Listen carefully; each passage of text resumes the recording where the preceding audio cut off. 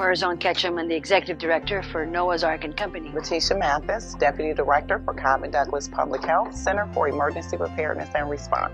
My name is Joseph Muhammad, Director of the Ministry of Health, Nation of Islam. My name is Pastor Bobby Williams. The organization I'm a part of, the Full Gospel Baptist Church Fellowship, where Bishop Paul S. Martin is the presiding bishop. My name is Pastor Sandra Posey, and I am part of Joseph Network, and I'm also part of Marriage Equity Systems, where we love to help couples grow and develop in their relationship. My name is Rosemary Taylor, and I am the Dean of Ministry Education and Development Systems. John Posey, the Preacher's Trainer.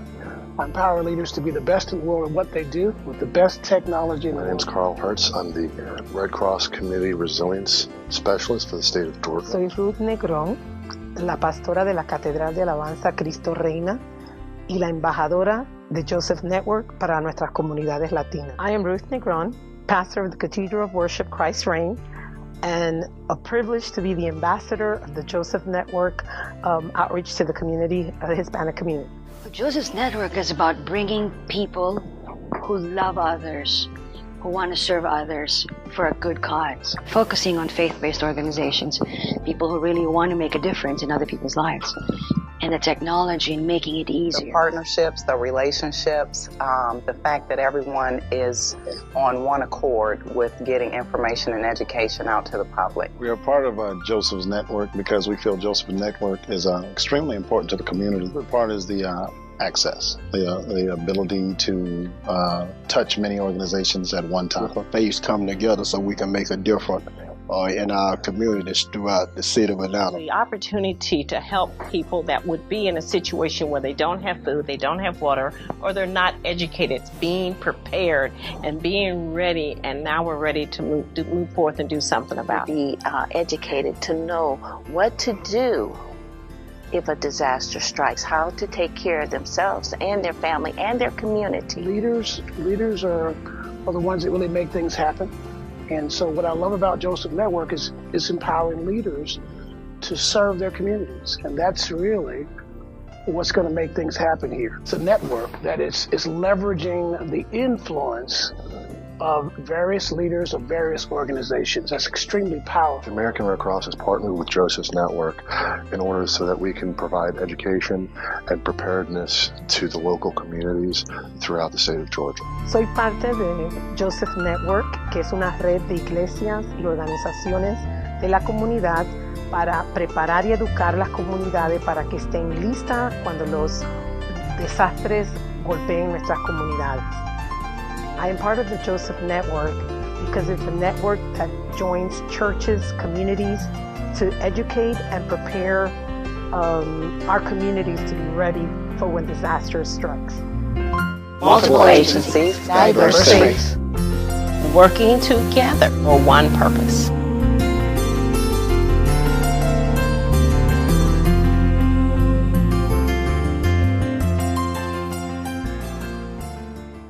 Well, good evening. Welcome to the Joseph's Network live monthly broadcast. I am your host, Jaheed Make It Happen Muhammad. I'm with Falah Worldwide. We do worldwide training on communication skills and various subjects of that matter. And I'm also a board member with the Joseph's Network. It is my privilege, my honor, to have with us this evening for our monthly live broadcast a person who is very experienced in the world of disaster relief. Joe Gilliam, he's the founder of Unity in Disaster, as well as the president of the organization. And what I really found interesting as I bring Joe on to you is his varied background. Joe has a background in law enforcement. He has a background in the military. He also has a background working with technology. And he's formed the organization Unity in Disaster because he saw a need in the community, obviously, for the information he's going to share with us tonight. So, without any further ado on me, please welcome Unity in Disaster President and founder, Mr. Joe Gilliam. Welcome, Joe. Thank you. Thank you for taking the time out of your schedule to come and be with us tonight on this live monthly broadcast that we do with the Joseph's Network. Now, I have a few questions for you, but keep in mind too that the audience that's listening via the webcast, they're able to type in this evening and ask some questions as well. So not just the questions that I have for you, but also from our audience who are participating from home. All right. Now, as I said, I read your bio, and I first met you at the summit that we held back in April of 2013. And I'm very impressed with the number of organizations that are out here that offer their part in the relief world or the relief field. Because this is somewhat new to me on this level. So in meeting you and others like yourself, I'm always interested in the purpose of your organization and what got you started. So I guess my first question is a two-parter. How did Unity in Disasters get started, and what is it about your background? What did you experience that led you into forming Unity in Disasters? Okay. I'd like to thank you for taking the time out to ask us about this important area in the community, as well as specifically want to know. Unity in Disasters was pretty much formed because of a variety of specific things. One being, we noticed the increase in frequency with major weather events. Okay. So that was one point. The second point that allowed Unity in Disasters to become formed was from personal experience. Oh, wow. Okay. As you mentioned, law enforcement background, which helps with understanding the first responder aspect of it, where the average person may be aware but don't know don't really understand exactly. what exactly that entails by being the first responder. Exactly. The second important part of my background was working with the transitional families and individuals, from homeless to productive members, and understanding the challenges with that. So when I was able to look at not only the challenges with transitional lifestyle, but also envisioning and noticing the type of weather that was causing this displacement. Through research, we noticed that there was a gap in service. Okay. Many gaps in service. With my military background, some people are aware of that there are manuals and guidelines for everything. All right. There's a manual for how to read the manual.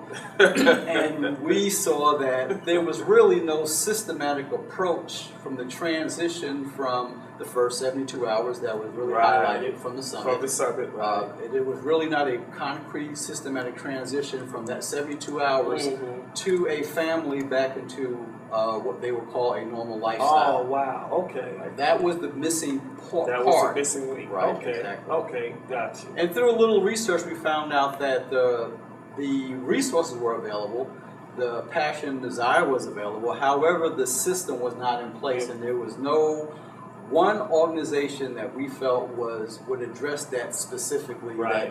That 10 to 12% of survivors that would fall through the gaps in service due to navigation of information, resources, updates, a variety of different factors that made it challenging for a displaced family to work themselves back into as you say, normal existence. Right. Very, very good. Because for the most part, most of us, if we've not gone through any type of disaster, especially as you sound like you focus on a weather type disaster, we only know what to do based upon those that are around us tell us what to do. And that's generally, a lot of times it's just taking care of our needs at that particular moment. Right. Okay, but as your organization does, how do I get back to normalcy, or as normal as I possibly can after this traumatic experience? So with Unity in Disaster, for those who are listening, those in the audience and those that are listening via the webcast, what does that mean to us in layman's terms? Those of us that may not be in the disaster preparedness field or the disaster recovery relief field, what does unity in disaster mean? Okay, well that's a very unique question, not asked often enough. I'll try to answer it. Okay. What it means today is that a major event could displace a whole community, right. And that long-term recovery, anywhere from 9 months to 3 years, makes a difference in a lot of aspects in a person's life. Right. The frequency of events means, weather-related events, means that instead of the percentage staying low or reducing for the average person, it now increases. Right. As we've seen in the last probably 3 years between the tornado outbreaks, Hurricane Sandy, we can even predate it back to Hurricane Katrina. Okay. And look at increments from 18 to 2 years of a really major event that cost a community billions of dollars in damage. So we all have to rethink what used to be, well, nowadays everyone has fire evacuation plans in schools. Right. Fire drills fire are common. Mm-hmm. That is almost the same case with weather-related disasters. There has to be some type of fire drill mentality to understand that this is serious. People can be affected. And what we do is we don't, the message is not that you cannot prevent these events from happening. You can only be aware of a few steps that will make your recovery back into normal lifestyle, or your family or your neighbors. You can reduce that time in half.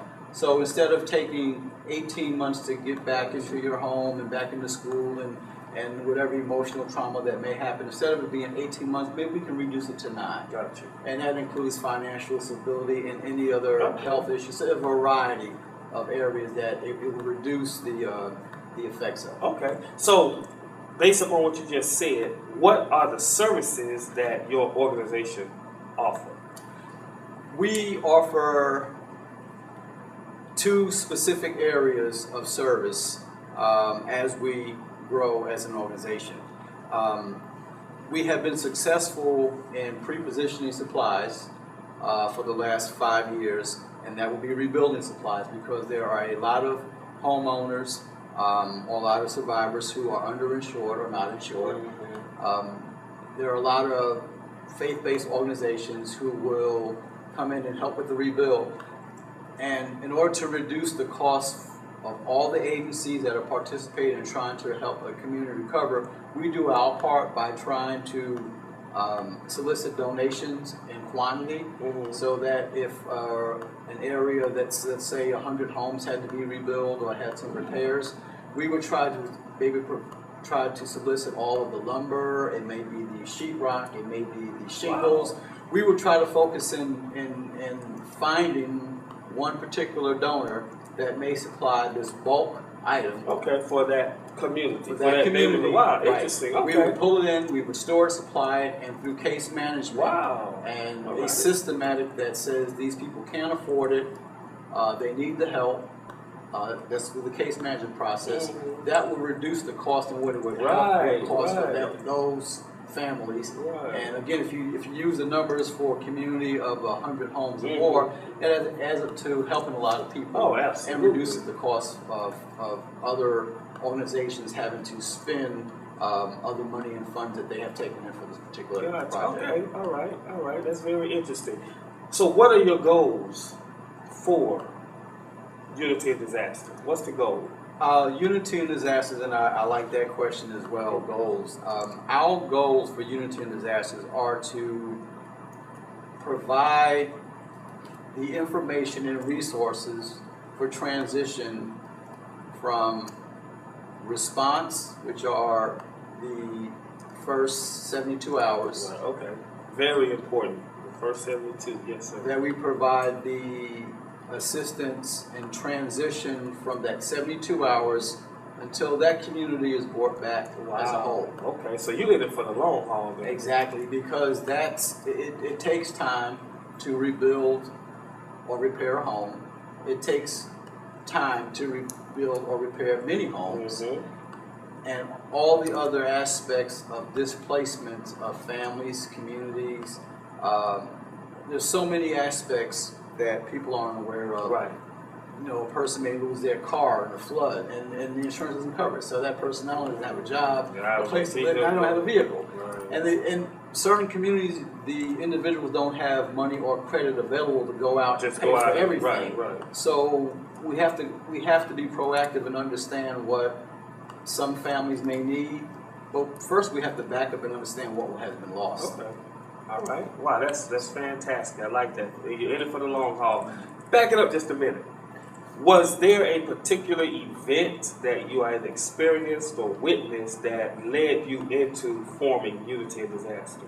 I love telling this example because it was the one experience I remember specifically that that caught the passion of my heart, and that was Hurricane Floyd.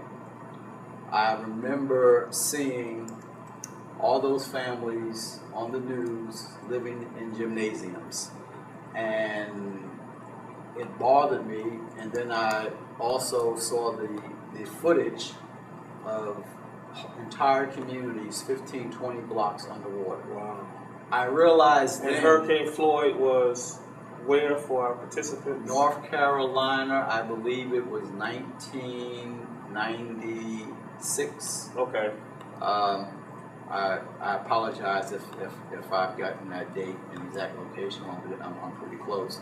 But that made me realize for some reason at that time that that community within a 20-block radius no longer had an ATM machine, a gas station, a restaurant, a place that, all the things that we take for granted as long as they're there. Right, we're gone. And the other part was that those children didn't understand what was going on. Mm-hmm. They had no idea because children aren't aware of that part of how society runs or operates. So that was the first part that captured my heart and said, wow, this is devastating. Yeah. Watching Katrina show the magnitude of how bad it can get, that we were not prepared for major events to happen over and over and frequent enough where we can respond and help, that it would drain resources, people, over a period of time if we did not start planning for more frequent catastrophic events. Right. Now, the $1 million question. A lot of our watchers, listeners, participants, some of them are involved in some organization dealing with disaster already. How can one participate in your organization, and can families participate? Yeah, that's a great outreach question, and thank you for asking. Yes, sir. We're always looking for volunteers because of our concept. And one of the concepts that Unity in Disasters wants to implement, and some other organizations are able to, we call virtual volunteers. In other words, virtual volunteers. Right. Okay. There's a lot of behind-the-scenes work that can be done in advance. In advance of? Prior to. Example, maybe putting together the memorandums of understanding or agreements for local communities that says that if something happens in one county, at the neighboring county will step in and help. Now, first responders traditionally already have this in place, so it's not you don't have to add, the neighboring county doesn't have to ask for support from the police department or fire department because of jurisdictional understanding of right. With the way disasters can happen, tornado can cross county lines. And it has no respect for lines, it doesn't watch it doesn't look at the map. It doesn't know geography, right? Yeah. But putting together those, even some of those MOUs that cross various jurisdictional lines, and each jurisdiction has its own responsibility, and in collaboration, which we seek to be a community collaborative tool. Gotcha. To make sure that these agreements are put in place prior to. So in the event that a major event does happen, the name of the person, the contact person name is in place, the agreements are in place. You don't have to take that critical time and negotiate and decide what has to be done. Right.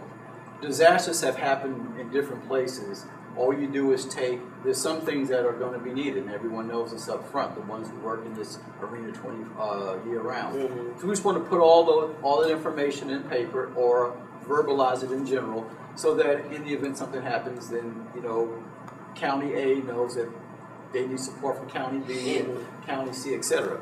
The other aspect of virtual volunteer is there's always fundraising involved. Making requests from large businesses that do manufacturing. It could be carpet, it could be chairs, it can be lumber. But all the negotiation that takes and the paperwork for the right person to sign off on it and to put all the specifics, have them documented in advance so that whatever is donated is used for the right purpose. That is very transparent. Gotcha. And it's publicly acceptable, and it falls in line with our tax 501c3 status. That we're doing the right things with the donations that we get, and those who are donating are going to the right cause. Gotcha. Okay. And for the sake of those that are watching, to become a virtual volunteer or a physical volunteer with Unity in Disasters, what should they do? Well, you can always go to our website, www.unityindisasters.org.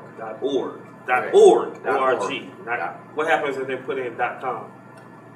Depending on their search engine, it'll say, "Do you mean .org?" Okay, all right. We used to have .com. We've eliminated it.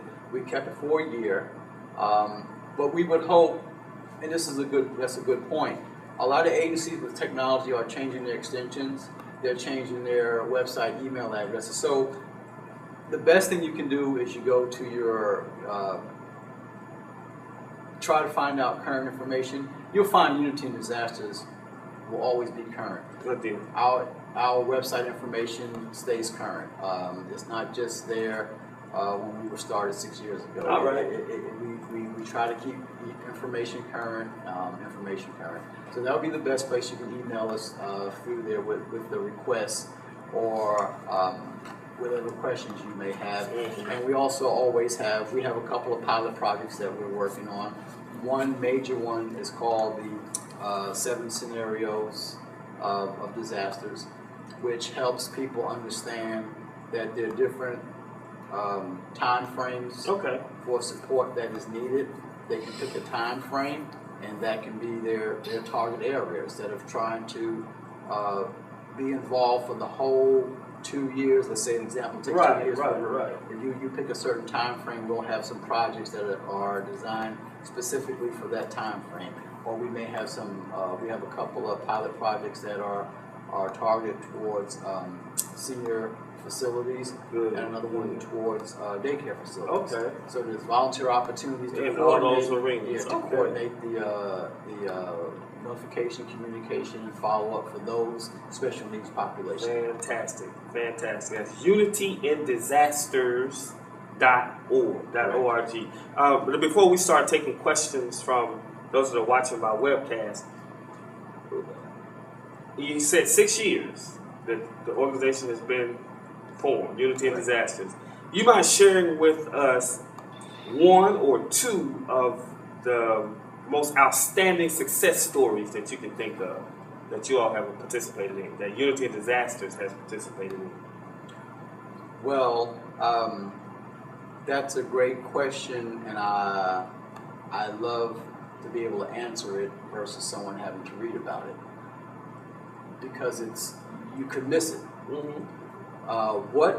First of all, we had to define success. Okay. Success for some people may be based on how much money you raise.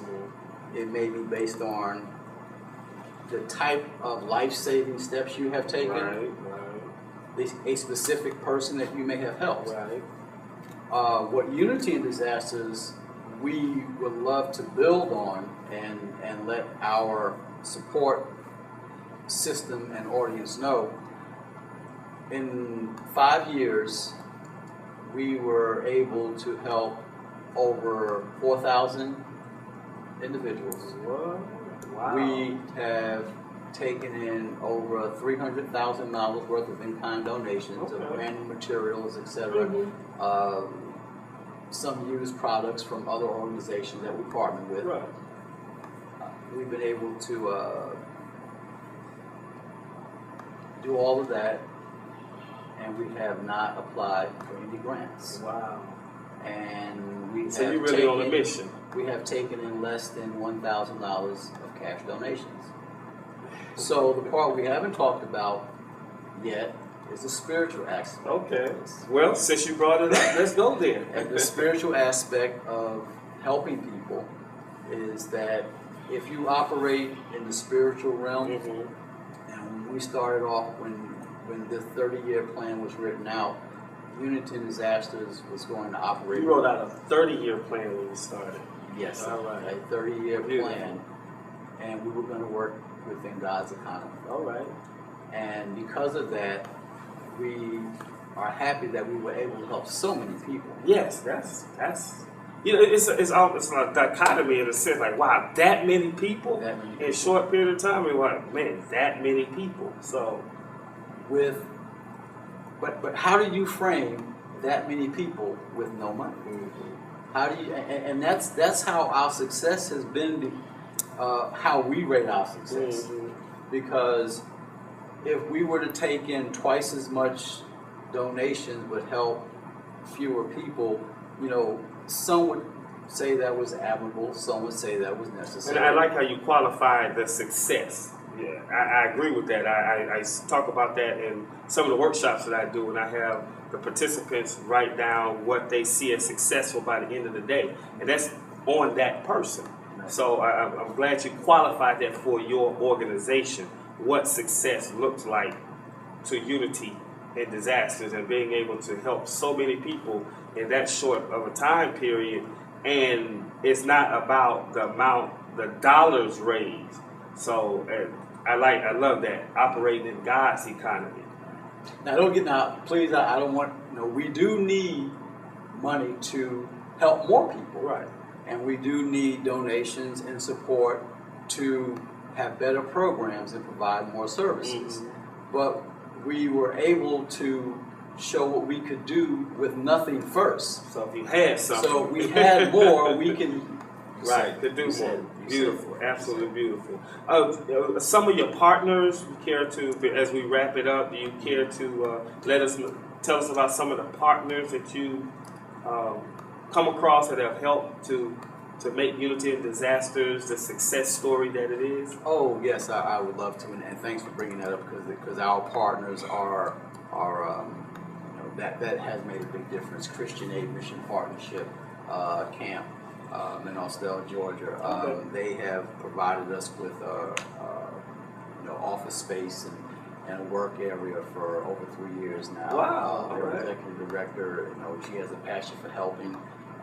Their organization is top notch, and we developed a professional relationship, and it turned into, you know, they did their little part by providing us an office space. National Association of Christian Churches, based out of Houston, Texas, Pastor Ortega.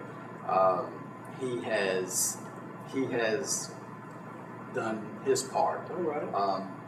He'll send a truck that would transport 26 pallets of materials from one state to another. We get it donated in one state. Wow. He'd go pick it up and take it to another state. That's the power of networking. And he's done this on more than one occasion. We have also World Vision's Disaster Relief. We have partnered with them in the last year. We were able to help a lot of the survivors from the Hattiesburg, from Hattiesburg tornadoes, a few, but more of their support was from Hurricane Isaac, which a lot of people may have forgotten about because Hurricane Sandy have taken over the airwaves. but World Visions, they have done their part to help, and again, they provided a lot of goods, a lot of truckloads of goods, and we plug that into the case management portion, again, to make sure that those who need and cannot afford have the roofs repaired and have the walls put back up so they can go back to have a safe habitat and a safe environment. Fantastic. So I would like to mention those three, if anything. Wonderful. I'm glad you did, because this is something, too, we want to get out, that there are people and organizations out here that are doing their part, and not all the time are they getting the media, the mainstream media accolades. And not a lot of times our organizations looking for that, but we need to know. We need to, so we can continue to support those organizations that support the people. And I would not like to not mention the American Red Cross. Okay. They do their part, and they do it year round. And you can't talk about helping in disasters and not leave their name out because of what they do and their contribution. We've had Operation Blessing. They are another tremendous organization that does a lot of work. Samaritan's Purse, Encore, they do international work and national work. Just to name a few. Just to name a few. And there are some that were left out of this conversation, but though there are probably another 7 or 8 organizations internationally that do this every year, humbly behind the scenes, they reach out to help those in need. Help those in need, right. And it's a good feeling to know, especially being a part of the disaster relief and preparedness community, that there are a lot of organizations out there. Joe, I want to thank you so much for taking the time out of your schedule to come and speak to the Joseph Network audience. And we're about to take some questions now, so the only thing you got to do is go online, type your questions, and Joe will be able to answer your questions for you. Also, remember to go on, as you're online, to register for the upcoming events that the Joseph Network will be involved in. So we look forward to seeing you at those. Again, Joe, thank you so much. It's good seeing you again. It's been a few months since we last seen each other, but I know we'll be seeing each other a lot more around. All right. I'm Jahi Muhammad. You just heard from Joe Gilliam with Unity in Disasters.